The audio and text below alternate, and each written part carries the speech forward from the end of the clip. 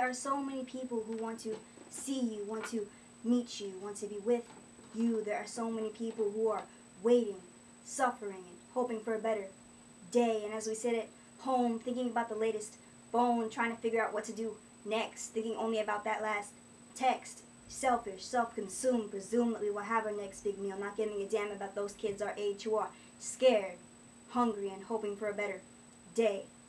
We watch on TV, on the screen, all the bombs and times when violence take precedence over love, over reason. We need to stop and think, stop and walk a day in the life of another soul who's dug themselves into a hole so deep, so meek, unsure of what to do and where to go next.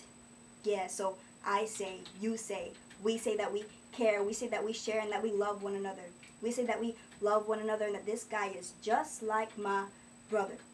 So we stop, we check ourselves for a few seconds. We think about redefining the lines that separate us, those times when we realize that there are so many people in this world, our world, the world that we share. Then we fall back into that daily routine, that scene that we call our own, and we wonder just how and why we should care about them. We slide on by anticipating thoughts about those in that other land. And there's no rhyme that I can design that can remind us of the privilege, luck, and sense of security that we feel in this country that we call home, our own. Yes, just for us, not up for grabs, because we have too much pride to stride in the other direction towards the oppression. But I say, me, that it's time to see the bigger we, humanity, and society as a whole, because God didn't create one human. She created us all with one call, one life to live and shift through our lives, supposedly making the world a better place. Nah, step back and see that the only way we can get away from all the hatred is by stepping away from the ideology called me. Be the change that you want to see in the world, said Mahatma Gandhi. Said he, one man with one purpose. Him, one doodle to leap to say, no, this is how it's gonna be. No more me, just the greater we. Step back and appreciate what you have to share.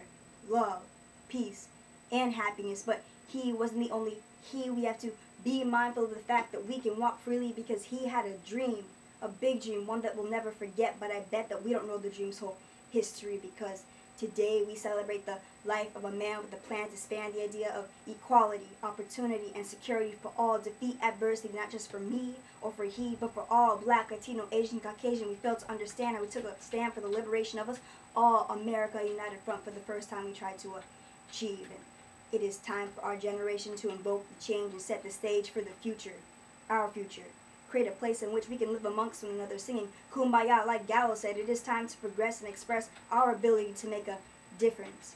But I must say that I cannot pay enough of a tribute to the king and his words, because it's hard to portray the hardships that I never endured, and I'm sure that there's not one person in here that knows their whole history, because we all have a culture and a blood that is mixed, not transfixed, to one place in space from which all of our ancestors come. And as I look at your face, your race, I might not see your whole ancestry, but heritage is truly personalized, often trivialized, not identified by its entire scope, and we hope and muddle by, unaware of the struggle that we've all been through, me and you.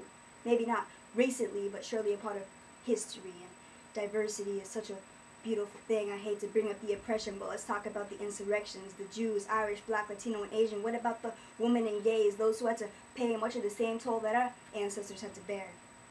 But Dr. King continues to sing through each of us every day, and the amalgam of color in this one place is like no other, unique. And so I speak of how it is our time now, and how too much is never enough, because we're on a mission to realize that happiness is a daily decision, to see that we can be the ones who say no to any further suppression of our right, our might to care, because we're getting older now and the world will soon be ours. So realize that we got less time to act like we got time to spare. So take that step forward and be that change, because you do have a voice to embrace the choice that you have to be whoever you want to be.